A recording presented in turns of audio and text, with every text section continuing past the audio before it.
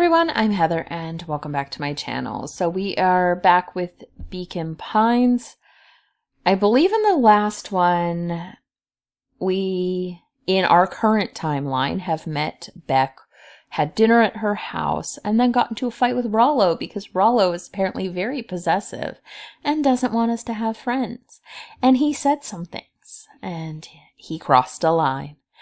But we'll see where it goes from there. So let's go ahead and get started.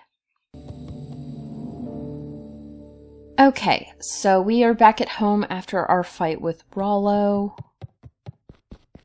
Let's see if there is anything for us to do here. Luca dug through his old stuff, not even sure what he was looking for. A ball.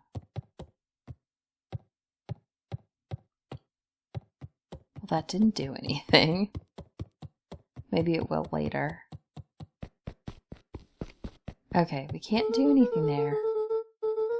If Rolo thinks I'm still going to the festival with him, he can shove it. Rolo. What a jerk.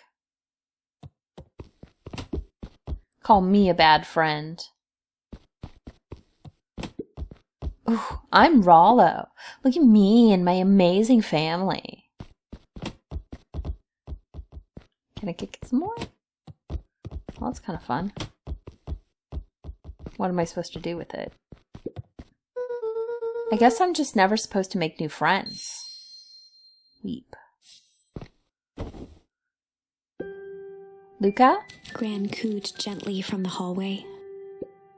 You slept straight through breakfast. Luca, are you all right? I'm fine. Just don't feel like getting up yet. Okay, I'll leave this oatmeal by the door. I've got to run out and take care of some things. Okay, I'll be back later to check in. Sure. Luca just wanted to be alone. He waited to hear the sound of the front door closing.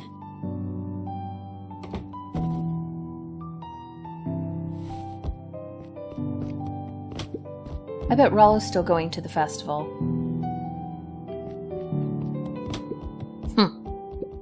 He's going to be miserable.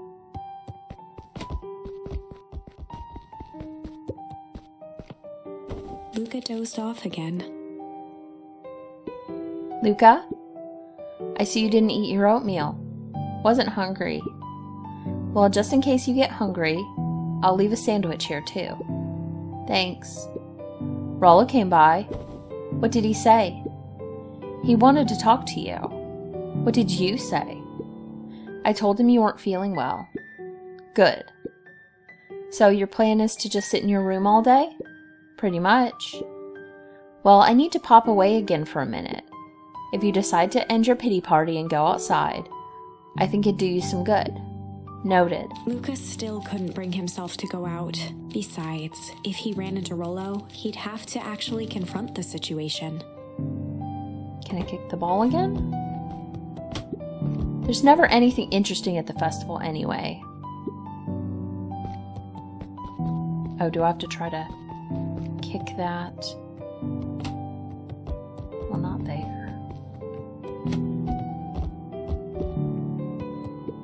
The Adventures of Hank Atomic. The complete first volume. Luca carefully opened the cover and began to read. Rolo had received it for his birthday. A special hardcover edition with behind-the-scenes commentary and bonus art. Rolo cherished it, but asked that Luca keep it at his house. Luca wasn't sure if it was because Rolo didn't trust himself with it, didn't trust his sister around it, or just wanted an excuse to come hang out at Luca's more often. Whatever the reason, Luca didn't mind. But it had stayed right there where Rolo had stashed it ever since. Now, at the foot of his bed, Luca lost himself in the pages. He'd read it all before, but at this moment, it somehow felt sentimental. He was well into issue number 5 when he heard soft footsteps from the hallway. Luca? Another little friend came to see you. A girl named Modwa? She said you met yesterday? What did she say? Is she here? She was just dropping by. I told her you weren't taking visitors today. Oh. She seems nice. Yeah. You had a fight with Rolo, didn't you? Can I come in? Maybe later. All right then. I'll leave dinner on the kitchen table, in case you want a bite before bedtime. Without realizing it, Luca had pouted away the entire afternoon. He once again felt the weight of it all and allowed his weary eyes to close. Luca stood in a vast black expanse. He looked up at his father standing beside him. Walt was working a straw at the bottom of a fountain glass, trying to collect the last bits of milkshake. Dad, where are we? Taking a final loud gurgling sip, his father peered up from the glass. He jangled the straw playfully with a warm smile, then lifted the empty glass as if to point into the darkness. The source. Luca's eyes followed his father's gesture. In an instant, he was sitting in front of a blazing campfire. Across from him sat a large figure in a yellow hazmat suit. The figure's voice was a scratchy echo. Well, if it isn't the man of the hour, make yourself comfortable. Luca held his shivering hands over the flame to warm himself. It doesn't work that way here. Their yellow-gloved hand pointed to the base of the flame. It's a cold flame, see? Luca peered at the base of the fire. It wasn't wood that was burning. It was Beacon Pines itself.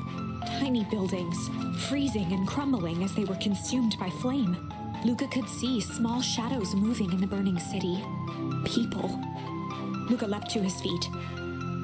We've got to help them! The figure gave a dismissive wave of their hand. Why waste energy helping people who can't even help themselves? The figure bent down to examine the panicked crowd as they desperately tried to stop the flames. They only care about what's right in front of them. Not like us. Luca's voice was a trembling whisper. Us? The figure slowly stood up, grabbing its helmet with both hands. With a jolt and a twist, the suit emitted a gasp. A cloud of torpid mist escaped, slowly revealing the face within. Luca's own face looked back at him. Older, worn, distant. The sensation was oddly familiar, as if he'd caught his own reflection by surprise in the mirror. The doppelganger smiled. I tried to help once. He gestured towards his face. And all it got me was this. Luca staggered back. You aren't me. Luca felt a hand catch his shoulder. His father was there again, beside him. Every choice sets us on a path. This is the end of one of your paths, son. Luca watched his older self shake its head ruefully, its face twisting into a cruel grin. Welp, Dad, if you wanted him to see this, far be it from me to disappoint. Luca watched in shock as the figure took a confident step forward and plunged into the flames. In a flash of cold light, he was gone. What does all of this mean? Luca felt a reassuring squeeze on his shoulder. Just remember, why we choose matters just as much as what we choose. Luca woke up to see a hazy figure at the foot of his bed, silhouetted in the morning sun. Mom? No, dear. It's only Gran. Luca rubbed his eyes. The kind, concerned face of his Gran came into focus. How are you feeling? Fine. Anything you want to talk about? I don't feel like talking. That's just as well. How about you sit there and listen a bit? Whatever you and Rolo fought about doesn't matter. But Gran silenced Luca with a gentle pat on the leg. Fights between friends happen. What was said doesn't matter. The important thing is that it's not the last thing you ever say to each other. But he said stuff about Dad. Well, do you think he meant it? No. He was just mad. And did you mean any of the things you said to him? No. Good. One must appreciate friends in their best moments and accept them in their worst.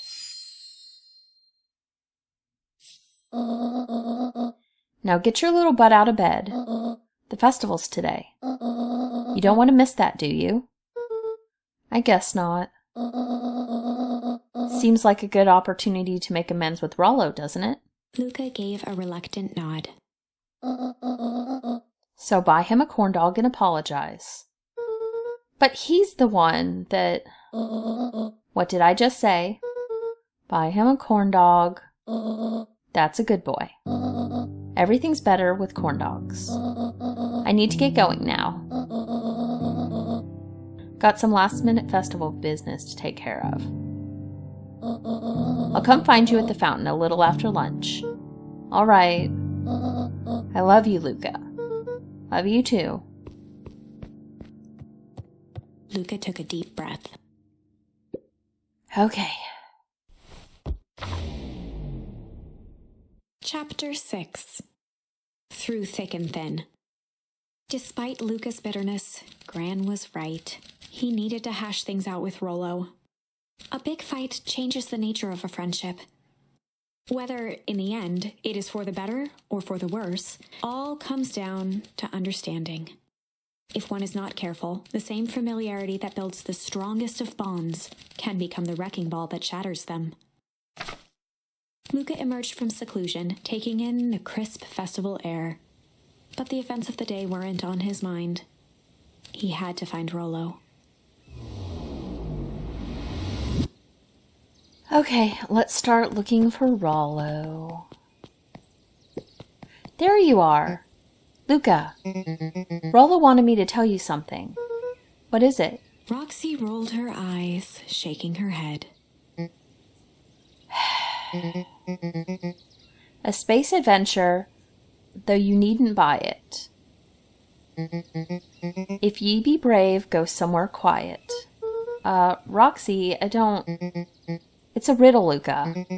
My goofy little brother wants you to find him. Luca looked down and kicked at the dirt.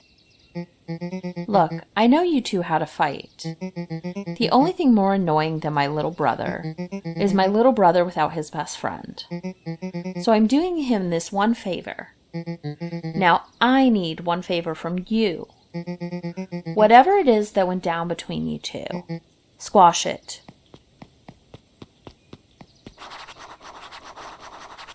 A space adventure, though you needn't buy it. If ye be brave, go somewhere quiet. Alright, so, it could be our tree house, because that would be pretty quiet, right? Well, I can't go this way, so I have to go this way. Let's head off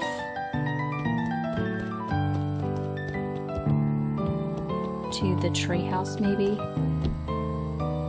Well, it's not here, but let's look cool right here. Okay, so it's not this, which unfortunately I have a feeling it means the woods.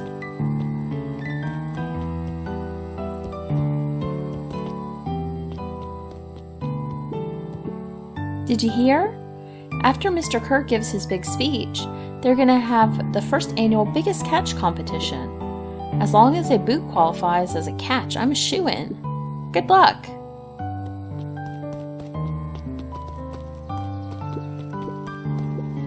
Welcome to our festival. Don't forget to come back later for Mr. Kerr's speech and the Perennial Harvest Festival sign reveal. You don't want to miss it. How goes the beetle hunt? Pretty rotten. I haven't seen so much as an excavate. And it's not just the beetles. This morning I couldn't find any critters at all. It's like everything that buzzes or skitters just packed up and left. I'm sure they're out there somewhere. Maybe all the commotion of the festival just spooked them. Yeah, maybe that's it. Okay. I don't know who Perennial Harvest thinks they're impressing with this ridiculous festival. Totally. The town's still falling apart. The weather's still cruddy. And this season's harvest looks like it's going to be worse than last year's. You said it. no amount of corporate pandering is going to change any of that. Exactly. But the lemonade at the drink stand over there does look pretty tasty. Fitz, I'm still going to be mad at them. I'd just rather be mad while sipping some delicious lemonade is all. Okay, I guess we need to go find Rolo. I'm gonna guess he's at the forest.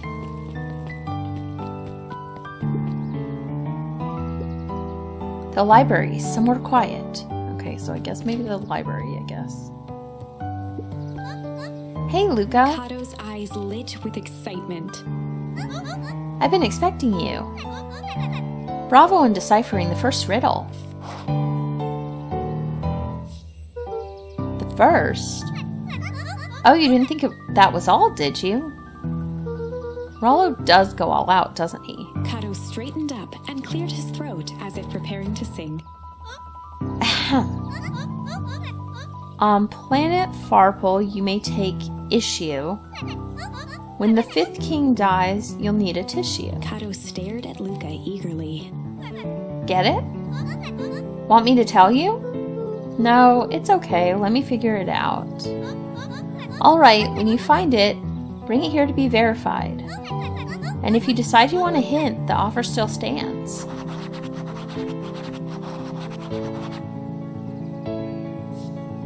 Well, it sounds like it's a comic thing. I can tell you one thing. It's not out there. What you need to find is inside the library somewhere. Okay. Luca grabbed the 5 pillars of success from the shelf. Once you've got a book, you can either bring it here to me or just grab a different one. Luca grabbed The Issue with Self-Help, a helpful guide from... Luca grabbed 500 meals for one big pot from the shelf. So probably not those. Let me try other ones. Luca grabbed The Modern Science of Atomic Radiation from the shelf.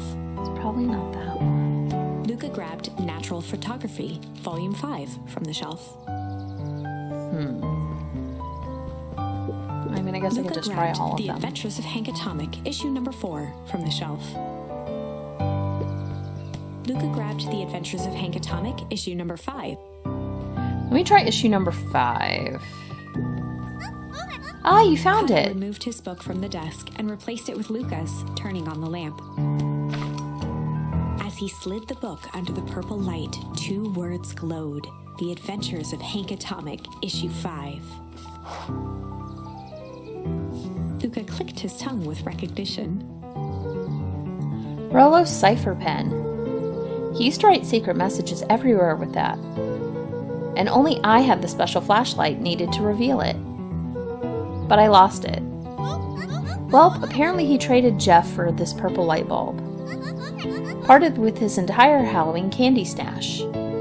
Oh, Rolo. Now let's see here.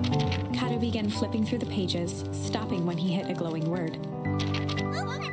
Get away with such a He grift. continued flipping. Only found in Grub Cart. Reaching the end of the book, Cato looked up. That's it. Grift. In Grub Cart? Griffin's Grub Cart. He wants me to go to Griffin's snack stand. Oh, brilliant. I guess you're off then? Good luck on the rest of the scavenger hunt. Thanks, Cato. Okay.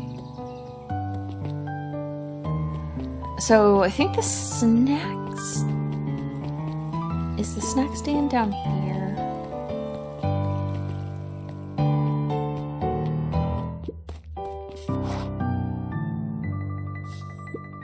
Hey, Griffin. Did Rolo come? Before Luca could finish his sentence, Griffin handed him a corn dog. Oh, that's it? Bought and paid for. Enjoy. I thought there was supposed to be some riddle or something. Luca shrugged, taking a sizable bite out of the corn dog. Yuck. It's cold. Oh yeah, that's been sitting here for a while. Rolo wanted me to be sure to give you that one specifically. Well, that's just... Luca tongued at his cheeks, feeling something rough between his teeth. He reached into his mouth and pulled out a slip of paper. Oh, come on. He shook off the bits of corn dog to read the slip. A pickup when you need some pep. Near the fountain up the step. Luca finished off the remainder of the corn dog. This is getting to be a whole thing. Okay, well that's the coffee shop. Right over here.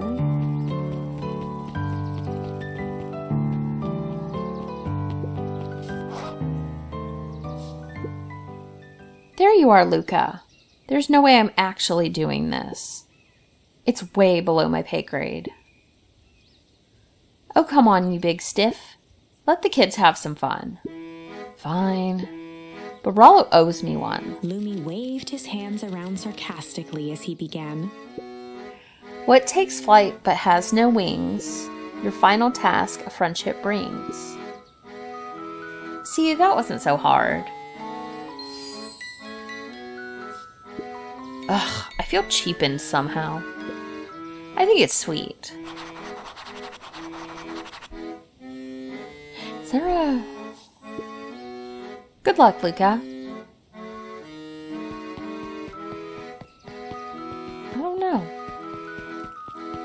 Oh, there he is. Hey. Hey. Did you find the comic book? Yep. And you got the corn dog? Yeah? Well then, I know it doesn't make up for what I said, but here, you earned this. Rolo sheepishly handed Luca the balloons.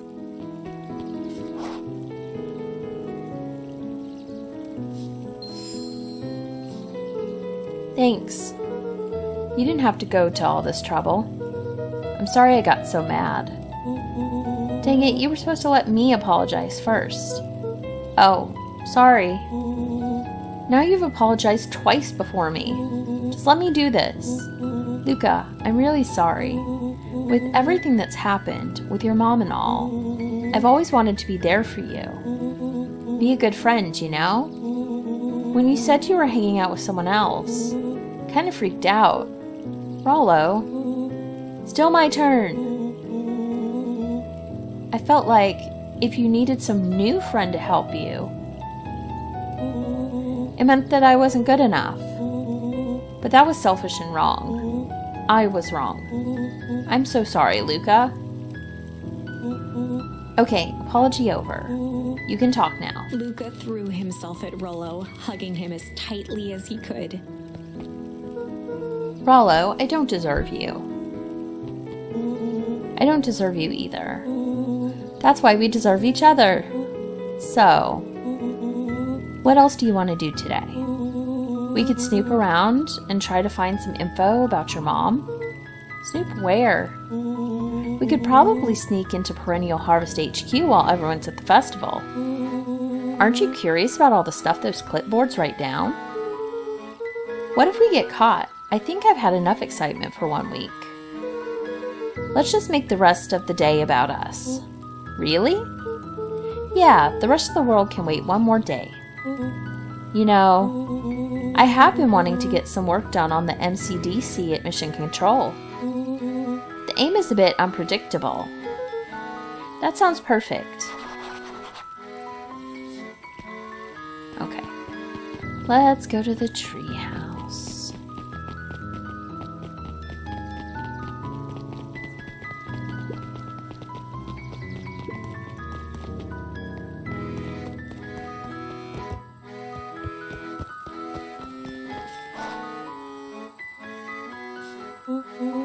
Oh, I almost forgot. I ran into your gran this morning. She asked me to give you this. Rolo handed Luca an unopened letter. I'll wait for you inside if you want to read it now. A letter? Luca, Some things are going to happen that might be difficult for you to understand.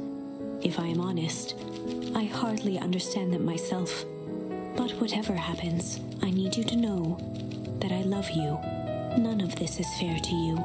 You have already lost so much. We both have. I wish there was a simpler way forward. But if there is, I haven't thought of it. God knows I've tried. Everything I've done, I did for you. I hope someday you can accept that. Love, Gran. I love you too, Gran. Luca folded the paper into his pocket and headed up the ladder. What's up with the letter? Anything you want to talk about? Maybe later. Sure, whenever you want. You know, you really didn't have to go to all that trouble just to apologize. I know, but we've been looking forward to the festival for weeks. After I ruined everything with my big mouth, this was the best way to make sure you still had a good time without me.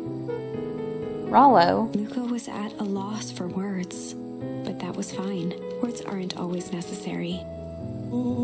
The festival seemed nice. Was it nice? We can still go. Nah, this is fine. Well, there's always next year.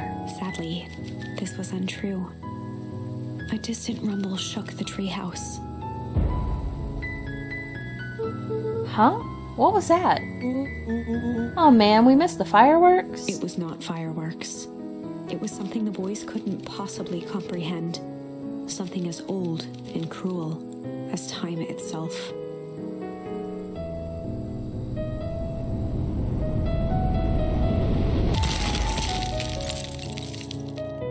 Ooh. A shockwave of cold tore through the room. A bitter, unfathomable chill. Before they could react, it encased them in ice. Two boys, reunited by friendship, only to be cruelly separated by a malevolence beyond reason. And so, our story ends on this melancholy scene. In a silent treehouse turned statuary, in a town brought low by its secrets, sits a pair of friends, alone, together. For the rest of time. The end. No, that can't be the ending. It simply can't. I won't accept it, and I hope you won't either. There are more endings, more possibilities. I can feel it. We are just going to have to sort through them all until we find the one that fits. Okay. So that's the weather. Okay. I mean, we've tried all options in those. Fight, flight. Huh. Oh, okay, so that one's that one. So we could take two paths. We could see about changing the weather there, or we could flight here. And that is the one that had Rolo captive and Iggy having been hit with whatever that is. I believe. So let's go there.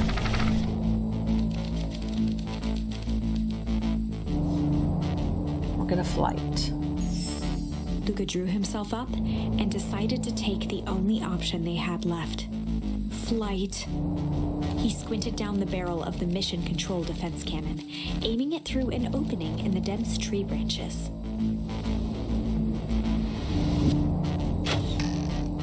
He looked up with surprise as it struck true and taut. Wow, I can't believe that worked. Hey, Mr. Kerr, we'd love to hear your thoughts, but I'm afraid we have places to be. Come on, Iggy. See ya, jerks.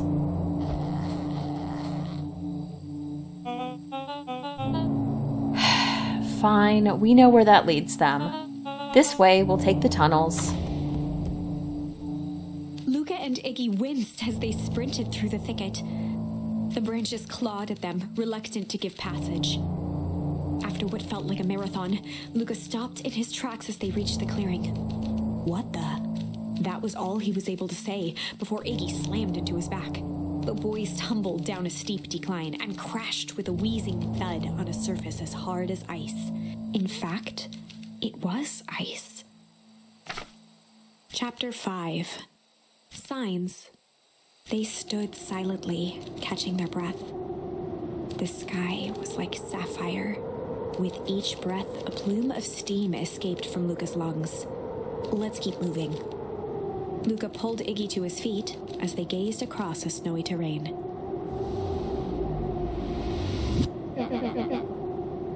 That was actually pretty badass. Uh-huh. I think we lost him. Are we up in the mountains? I don't think so. If anything, we went downhill. Then what's up with the Winter Wonderland? All I know is there's no going back the way we came. Let's see if we can get our bearings. Follow me. Okay, so we need to find a way home. With that, I guess we're going to go ahead and end this episode. In the next one, we'll see if we can survive this timeline. But yeah, that is going to be everything for this time, and I will see you guys next time. Bye!